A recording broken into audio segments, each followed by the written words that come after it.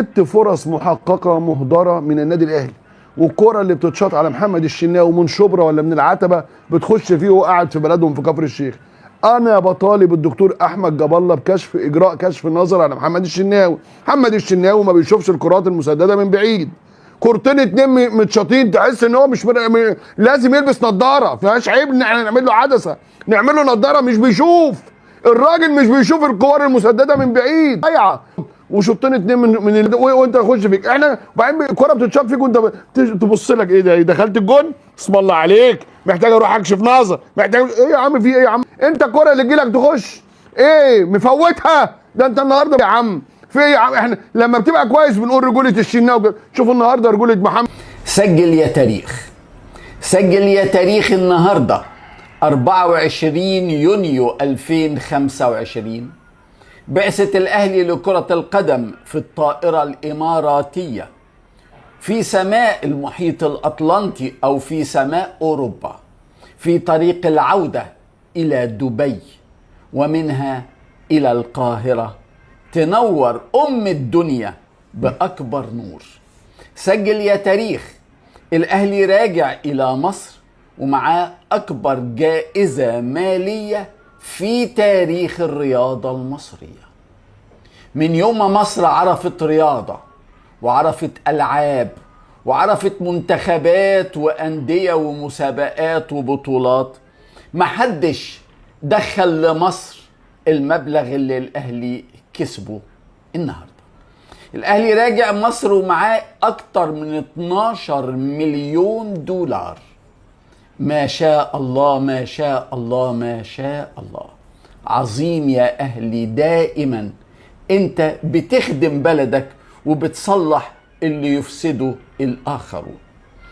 من أصل 12 مليون دولار هتدخل خزينة النادي الأهلي كسبها من المشاركة في نهائيات كأس العالم بالولايات المتحدة، ومن التعادل مرتين مع انتر ميامي الامريكي 0-0 ومع بورتو البرتغالي 4-4 في مباراتين العالم اجمع ان الاهلي كان جديرا بالفوز في المباراتين.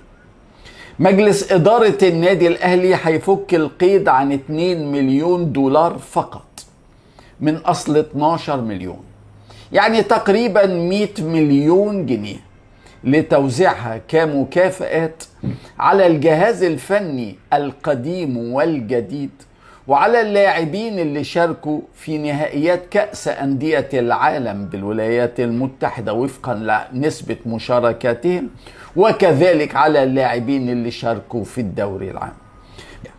عناوين الصحف والمواقع الرياضية في البرتغال النهاردة كما يلي: 1. بورتو أفلت من هزيمة ثقيلة أمام الفراعنة. 2. بطل إفريقيا يلقن بورتو درسا كرويا. 3. بورتو عاد من الخلف 4 مرات وخطف تعادلا لا يستحق. 4. كيف اكتسحت أمواج الأهلي الهجومية بورتو في نهاية اللقاء. الدنيا كلها بتتكلم عن عظمة الأهلي وقوة ونظام فريقه ومهارات لاعبيه. صحيفة اس الأسبانية اليومية الرياضية كان عنوانها لطيف قوي: بورتو والأهلي يعانقان الجنون من فرط المباراة الغريبة، المباراة العجيبة، المباراة الممتعة. مدرجات ملعب ميت لايف في نيويورك في الولايات المتحدة كانت فجر اليوم شاهدا على جمهور أعظم نادي في الكون. يانج اللي محطوط في المستودع النهارده قد 100 حمدي فتحي، قد 100 حمدي فتحي، بسم الله ما شاء الله. طب النهارده اقول لك ايه، بس مفيش بقى اعظم من وسام اللي عمل هاتريك النهارده، يعني الراجل بيسجل 3 اهداف النهارده، وبين رمضان بيسجل من مدفع، واداء الفرقه كله من ايه؟ قدامك يا ابن المرمى فاضي، جراد ياشار قدامك المرمى فاضي، في يا اخوانا في ايه يبقى ميسي موجود ويبقى فريق برازيلي موجود، لكن انت النهارده بتلعب ولا اكنك في استاد القاهره، الملعب كله احمر، الناس كلها بصراحه سبب التعادل الرئيسي اهدار الفرص السهله امام المرمى والانفرادات السهله امام المرمى وعدم التركيز ولعبت زي ما احنا عايزين. لو انت اديت بهذا الاداء، لو انت عرفت بس تستغل فني، وصلك للمرمى، خلق لك فرص، لعب لك بتشكيل لم يكن متوقعا على الاطلاق،